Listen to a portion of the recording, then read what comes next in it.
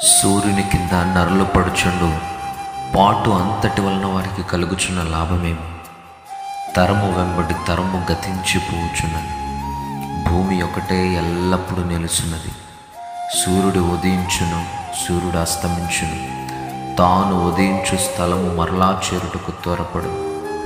గాలి దక్షిణమునకు పోయి ఉత్తరమునకు తిరిగి వచ్చును, ఇట్లు మరలా మరలా తిరుగుచు తన సంచార మార్గమున తిరిగి వచ్చును. నదులన్నీ సముద్రంలో పడును, అయితే సముద్రం నిండుటలేదు. నదులు ఎక్కడి నుండి పారి వచ్చునో అక్కడికే అవి ఎప్పుడునూ మరలిపోవును. ఎడతెరిపి లేకుండా సమస్తము జరుగుతున్నది, మనుషులు దాన్ని వివరింపజాలరు. చూచుట చేత కన్ను తృప్తి పొందకున్నది, వినుట చేత చెవికి తృప్తి కలుగుటలేదు.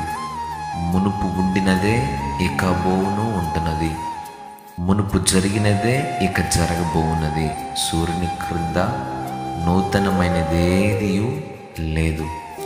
ఇది నూతనమైనదని ఒకదాని గురించి ఒకడు చెప్పును, అది మనకు ముందుండిన తరములలో ఉండినదే.